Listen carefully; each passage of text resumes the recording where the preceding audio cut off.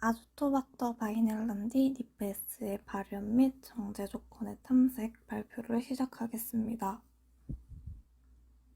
먼저 DNA 클로닝입니다. 변형 DNA를 합성하기 위하여 PET26B와 니프S 진을 도입한 후에 BH10B에 트랜스포메이션하여 변형 DNA를 생산하였습니다. PET26B는 ND1 조원 엔자임 사이트를 가지고 있으므로 그것을 사용하기 위해 니프S도 동일하게 처리하였습니다. 스몰 스케일 익스프레션 테스트입니다. 앞 과정인 DNA 클로닝을 통해 변형 DNA를 얻어 로제타2에 트랜스포메이션 하였습니다. 아조토박터 니프S 단백질의 알맞은 발현 조건을 탐색하기 위해 각기 다른 온도 조건에서 스몰 스케일 익스프레션 테스트를 진행하였습니다.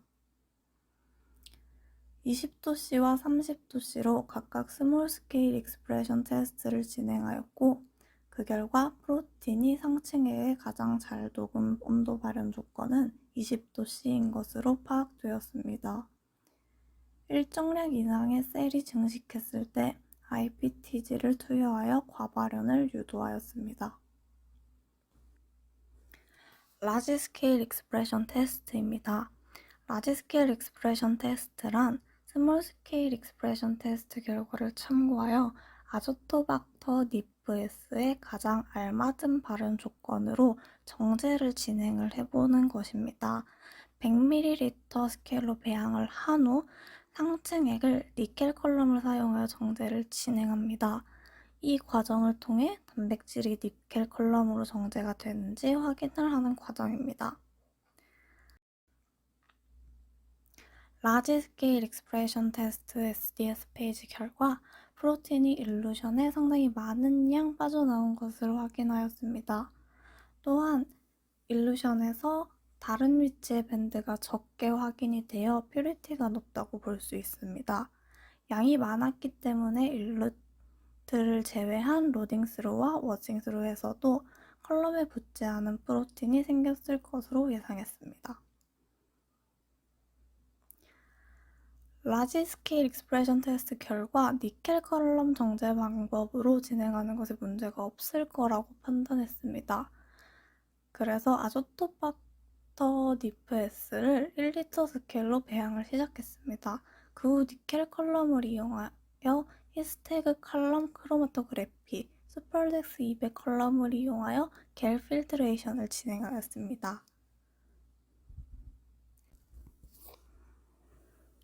FPLC2 히스테그 컬럼 정제 결과 그래프입니다. 정제 과정 중에 일루트되는 샘플의 흑광도 그래프입니다. 일루션되는 물질의 유무를 픽으로 판단을 하였고 타겟 프로틴이라 유추되는 것을 샘플링 하였습니다.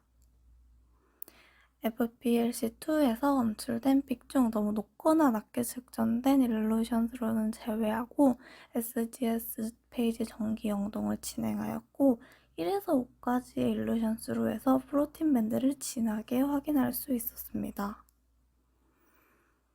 그 후 FPLC1을 이용하여 겔 필트레이션을 진행하였고 이것은 히스테그 컬럼에서 일루션된 물질만을 모아 겔 필트레이션을 진행한 것입니다.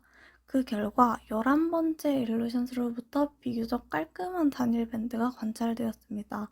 이것은 일루션의 퓨리티가 높다는 것을 의미하며 이것들을 다시 취합해 TEV 클리비지를 진행할 예정이었습니다.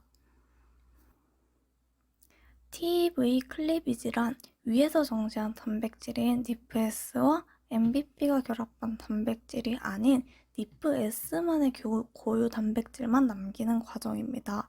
MBP는 수용성이 높아 단백질 발현 시 상층액에 잘 녹을 수 있게 만들어줍니다. 또한 DNA 클로닝 시에서도 결합 반응성을 높여주는 역할을 한다고 알려져 있습니다. 때문에 단백질 발현 및 정제 후 TEV를 이용하여 MBP를 제거해주는 TEV 클리비지를 진행하여야 니프S만의 고유한 단백질 구조를 파악할 수 있습니다. TEV는 NIPS보다 MBP와의 결합 반응성이 더 좋습니다. TV 클리비지를 진행한 다음에 히스태그에는 NIPS가 아닌 TEV와 결합한 MBP가 남아있게 됩니다. 따라서 로딩 스루에는 NIPS가 걸리지 않고 단백질이 그대로 빠져나오게 되고, 이때 로딩 스루를 보아 겔 필트레이션을 진행하면 타겟 프로틴의 정제를 진행할 수 있게 됩니다. 하지만 히스태그 칼럼 결과와 젤 필트레이션 결과를 분석해 보았을 때 로딩 스루에서 원하는 위치의 밴드가 검출되지 않았습니다.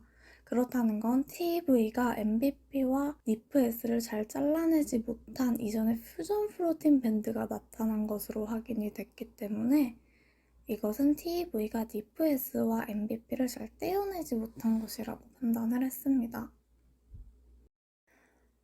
그렇기 때문에 DNA 클로닝부터 실험을 다시 시작하였습니다. 앞에서 정제한 프로틴은 TEV 클리비지를 진행하기엔 어려운 것으로 판단했습니다. 때문에 DNA 클로닝 과정에 NIPS의 MBP를 결합하지 않고 클로닝을 진행을 하였습니다.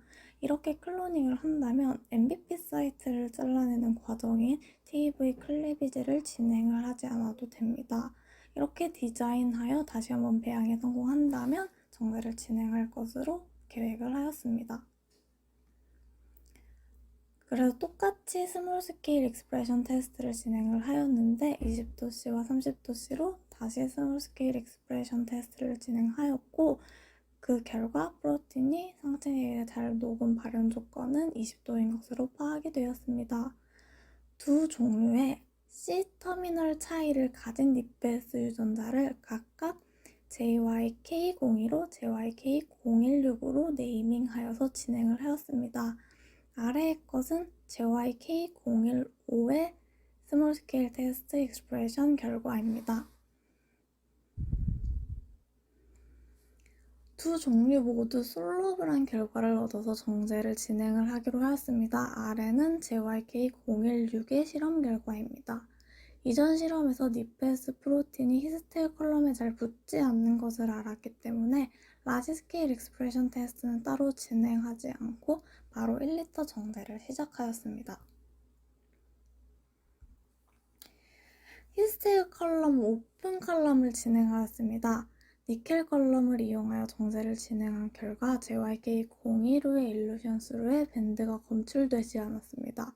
일반적으로 프로틴은 50mm몰 이미다졸보다 차지가 높고 250mm몰보다는 작기 때문에 일루션 스루 250에서 밴드가 검출이 되었어야 했습니다. 아래에 들어간 샘플 뒤에 붙은 숫자는 이미다졸 농도를 의미를 합니다.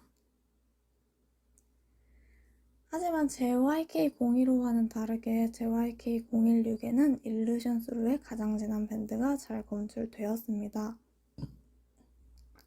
정제가 잘 되지 않는 JYK015는 더 이상 배양을 하지 않기로 하였고, JYK016을 2리터 스케일로 배양하여 FPLC2 히스테일 컬럼을 진행하기로 하였습니다.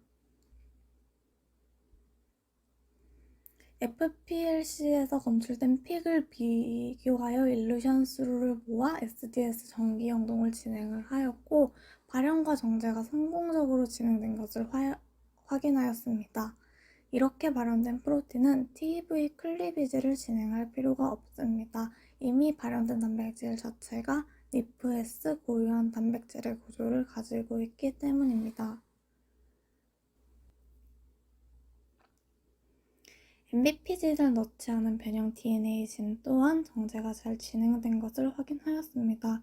하지만 앞에 SDS 페이지 정리영동 결과를 확인을 해보면 농도가 너무 진하여 다른 밴드 사이트까지 밴드가 침노함한 것을 관찰할 수 있었습니다. 정제를 진행한 프로틴은 각각 10배, 5배, 2배로 묽혀 단백질이 단일 밴드임을 확실하게 확인할 예정입니다. 이상으로 숭실대학교 화학과 권지인 발표를 마치도록 하겠습니다. 감사합니다.